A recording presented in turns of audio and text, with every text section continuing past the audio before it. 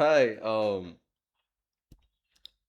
don't even know how to start that video, but obviously I haven't posted anything in a while, and it's mainly due two factors. The first is perfectionism, and I might make a video about it in the next few days.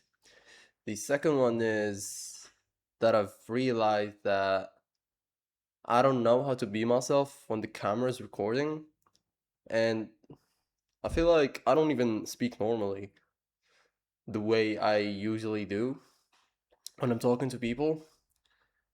And when I've thought about it, I came to the conclusion that I tend to rush my ideas and my words out of my mouth, and that made me.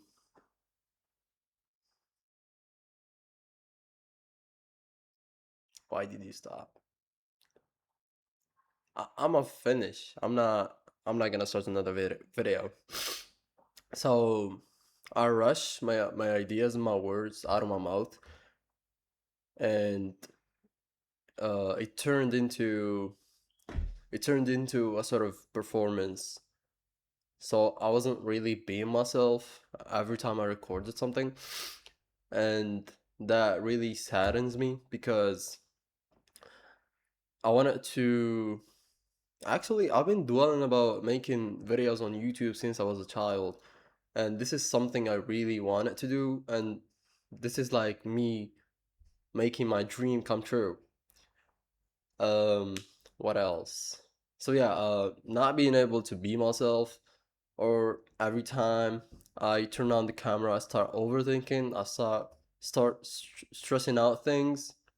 I start thinking about how people would perceive me, and that really took the joy out of it and just took the pleasure.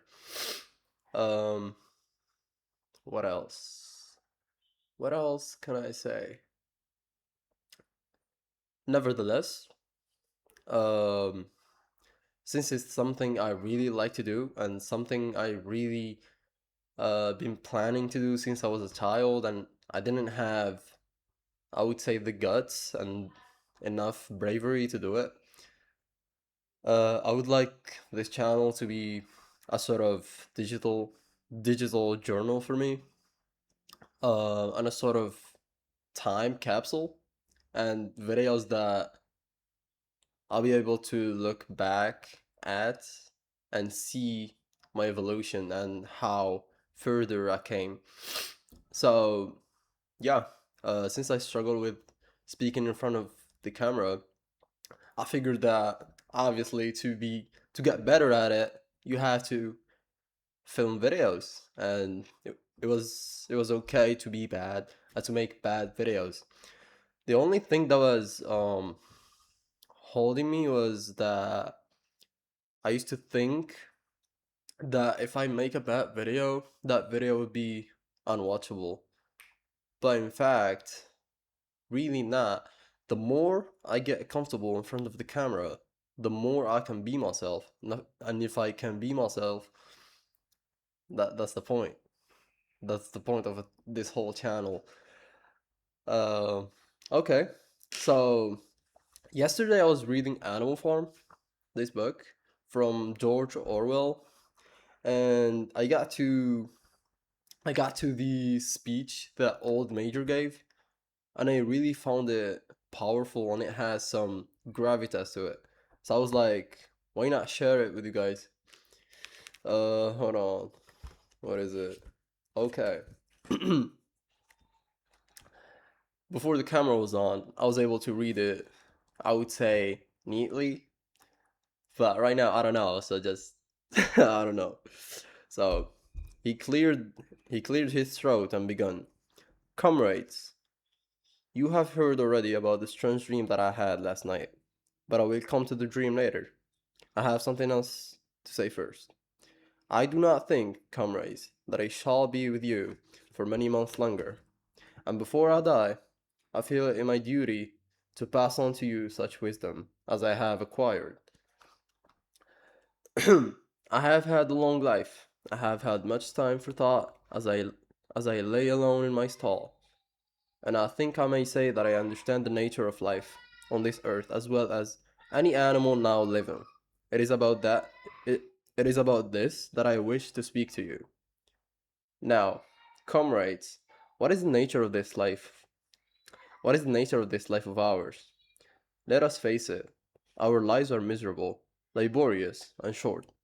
We are born, we are given just so much food as will keep the breath in our bodies, and those of us who are capable of it are forced to work, to the last atom of our strength. And the very instant that our usefulness has come to an end, we are slaughtered with hideous cruelty. No animal in England knows the meaning of happiness or leisure after he's a year old. No animal in England is free. The life of an animal is misery and slavery. That is the plain truth. But is this simply part of the order of nature? Is it because this land of ours is so poor that it cannot afford the decent life of those who dwell upon it?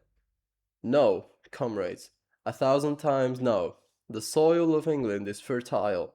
Its climate is good. It is capable of affording food in abundance to an, enor- to an enormously greater number of animals that now inhabit it. This single farm of ours would support a dozen horses, 20 cows, hundreds of sheep, and all of them living in a comfort and a dignity that are now almost beyond our imagining. Why then do we continue in this miserable condition? Because nearly the whole of the produce of our labor is stolen from us by human beings. There, comrades, is the answer to all our problems. It is summed up in a single word: men. Men is the only real enemy we have. Remove men from the scene, and the root cause of hunger and overwork is abolished forever. Man is the only creature that consumes without producing. He does not give milk. He does not lay eggs. He's too weak to pull the plow. Plow. He's too weak to pull the plow. He cannot run fast enough to catch rabbits. yet he yet he is lord of all the animals. He sets them to work. He gives back to them the bare minimum that will prevent them from starving, and the rest he keeps for himself. Our labor tills the soil. Our dung fertilizes fertil fertil fertil fer ferti fertilizes it. Our dung fertilizes it, and yet there is not one of us that owns more than his bare skin. You cows that I see before me, how many thousands of gallons of milk have you given during this last year? And what has happened to that milk which should have been breeding up sturdy cows? Every drop of it has gone down the throat of our enemies. And you hens, how many eggs have you laid in this last year? And how many of those eggs ever hatch into chickens? The rest have all gone to mark. The rest have all gone to market to bring in money for Jones and his men. And you, Clover, where are those four foals you bore, who should have been the support and pleasure of your old age? Each was sold at a year old. You will never see one of them again. In return, in re- I forgot how to read. Um, uh, in return, in return, in return, return for your four confinements and all your labor in the fields. What have what have you ever had except your bare rations and a stall? And even the miserable lives we lead are not allowed to reach their natural span. For myself, I do not grumble, for I am one of the lucky ones. I am 12 years old, and I have had over 400 children. Such is the such is the natural life of a pig. But no animal escapes the cruel knife in the end. You young porkers who are sitting in front of me, every one of you will scream your lives out at the block within a year. To that horror, we all must come. Cows, pigs, hens, sheep, everyone. Even the horses and the dogs have no better fate. You, boxer, the very day that those great muscles of yours lose their power, Jones will sell you to the knacker, who will cut your throat and boil you down for the foxhounds. As for the dogs, when they grow old and toothless, Jones ties a brake round their necks and drowns them in the nearest pond. Um, is it not is it not crystal clear then, comrades, that all the evils of this life of ours spring that all the evils of this life of ours spring from the tyranny of human beings? Only get rid of men, and the produce of our labor would be our own. Almost overnight, we could become rich and free. What then? What then must we do? Why work day and night, work night and day, body and soul, for the overthrow of the human race? That is my message to you, comrades. Rebellion. I do not know when that rebellion will come. It might be in a week or in 100 years, but I know, as surely as I see this straw beneath my feet, that sooner or later justice will be done. Fix your eyes on that, comrades, throughout the short remainder of your lives, and above all, pass on this message pass on this message of mine to those who come after you, so that the future generations shall carry on the struggle until it is victorious. And remember, comrades, your resolution must never falter. No argument must lead you astray. Never listen when they tell you that man and the animals have a common interest, that the prosperity of the one is the prosperity of the others. It is all lies. Man serves the interests of no creature except himself, and among us animals let there be perfect unity, perfect comradeship in the struggle. All men are enemies, all animals are comrades. Yo, I don't know, but it's just so, I don't know. Every time I read it, uh, every time I go through it, it gets me so excited to just finish the book and finish the story. Well, I guess old Major has a plan. There's more to it. Okay, so there's more to it. At this moment, there was a tremendous uproar. While Major was speaking, four large rats had crept out of their holes and were sitting on their hindquarters, listening to him. The dogs had suddenly caught sight of them, and it was only by a swift dash for their holes that the rats saved their lives. Major raised his trotter for silence. Comrades, he said, here is a point that must be settled. The wild creatures, such as rats and rabbits, are they our friends or our enemies? Let us put it to the vote. I propose this question to the meeting. Are rats comrades? The vote was taken at once, and it was agreed by an overwhelming majority that rats were comrades. There were only four dissentients: the three dogs and the cat, who was afterward discovered to have voted on both sides. Major continued. I have I have little more to say. I merely repeat. Remember always your duty of enmity towards men, and all his ways. Whatever goes upon two legs is an enemy. Whatever goes upon four legs or has wings is a friend. And remember also that in fighting against men we must not come to resemble him. Even when you have conquered him, do not adopt his vices. No animal must ever live in a house, or sleep in a bed, or wear clothes, or drink alcohol, or smoke tobacco, or touch money, or engage in trade.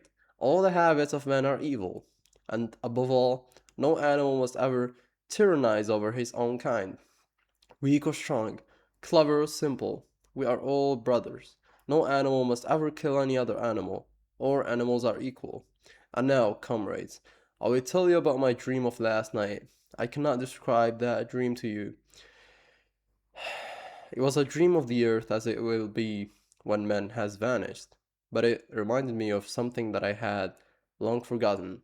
Many years ago, when I was a little pig, my mother and the other souls used to sing an old song of which they knew only the tune and the first three words. I had known that tune in my infancy, but it had long since passed out passed out of my mind. Last night, however, it came back to me in my dream, and what is more, the words of the song also came back.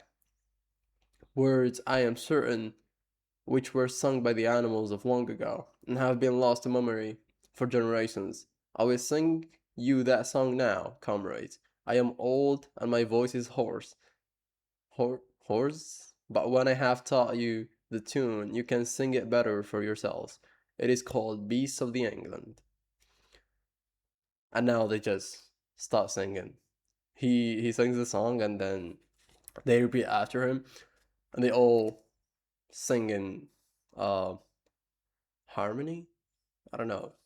So yeah, that was the dialogue. As I said, um, this channel is. You know what? This channel is all about me being me. That's all I want from it. Me sharing ideas, me sharing things I do, sharing stuff I learned, maybe sharing experiences, all that kind of stuff. Uh, yeah. Well, I say that was all of it. Cheers.